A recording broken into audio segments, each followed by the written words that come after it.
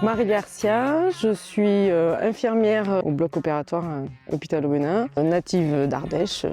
Je suis partie 3 ans pour mes études à Valence et puis je suis vite revenue. Donc je suis mariée, j'ai 2 filles qui pratiquent aussi les sports de pleine nature en général.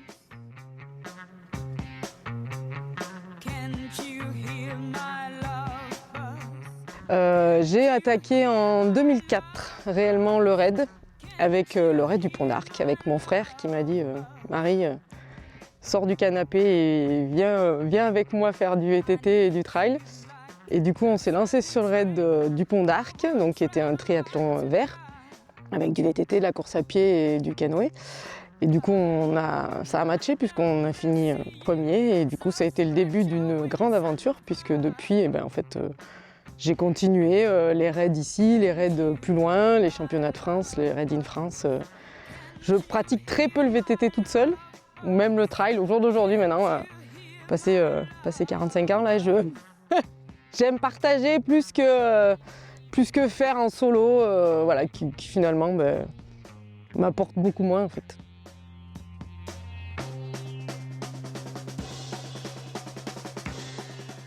Moi après j'ai été souvent, j'ai attaqué grâce à mon frère et à des copains, donc j'ai toujours été en mixte et ils m'ont porté, ils m'ont amené à ce que je fais aujourd'hui, où je peux le faire effectivement toute seule, voilà, en féminine en fait. Effectivement c'est la médiatisation qui fait que les filles ont envie de faire et se disent ah oui je peux peut-être le faire, je vais y arriver.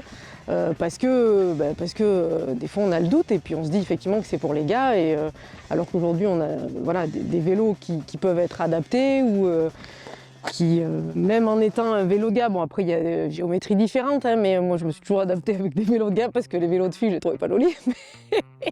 Après aujourd'hui effectivement il doit en exister certainement pour femmes vraiment avec des géométries spécifiques puisqu'on n'a pas les mêmes centres de gravité. Du coup, voilà, après toutes les Pauline, Ferrand-Prévot, voilà, d'autres nanas qui ont fait aussi que ça se développe et que d'autres nanas ont envie de participer, quoi. Après, voilà, pareil, tout ce qui est Jeux Olympiques, des choses comme ça aussi, effectivement, ça donne « Ah tiens, oui, moi je peux le faire, je peux y arriver ». C'est aussi cette motivation-là qui fait avancer et qui peut nous faire avancer les femmes et nous faire être réellement reconnues, en fait.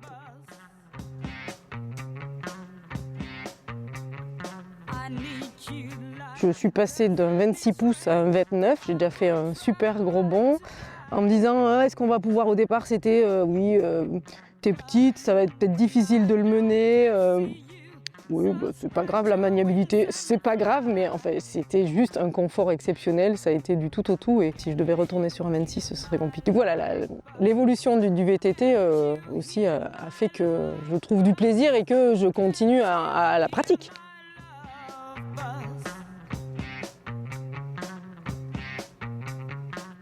Ben oui, parce qu'il y a quand même encore très peu de filles dans les clubs de VTT ou de VTT orientation, puisque c'est ce qu'on pratique aussi à notre club.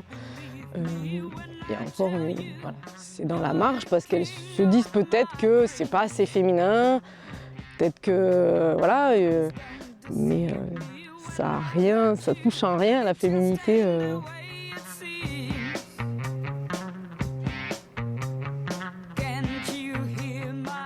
Faire championnat de France de raid cette année, après certaines belles randos VTT par ici, puis ou même en France, il y a autour, en Drôme Ardèche, rien que ça, dans les Alpes, enfin il y a vraiment de quoi faire.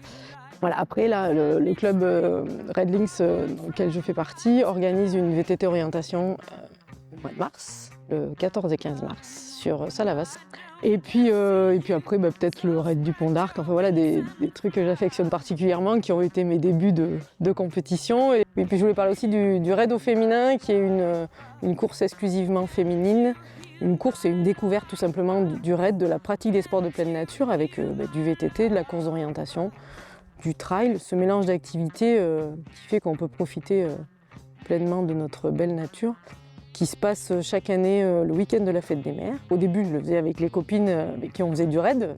C'était organisé par les gars de l'association et puis nous, on pratiquait.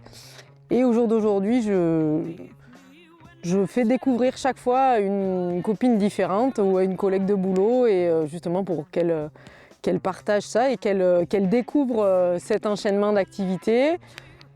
Il y en a qui font du trail, du coup je leur fais découvrir le VTT. Il y en a qui font du VTT, du coup on fait plus du trail, de la course d'orientation. Et ça permet vraiment ce partage et cette découverte est justement exclusivement féminin. Bon, exclusivement, le raid en lui-même exclusivement féminin. Aujourd'hui, on l'a ouvert aux familles aussi, justement pour que les enfants, avec les parents, puissent découvrir aussi, puis partager ce week-end qui est exceptionnel chaque fois de la fête des mères et passer une méga journée de fête des mères, c'est exceptionnel.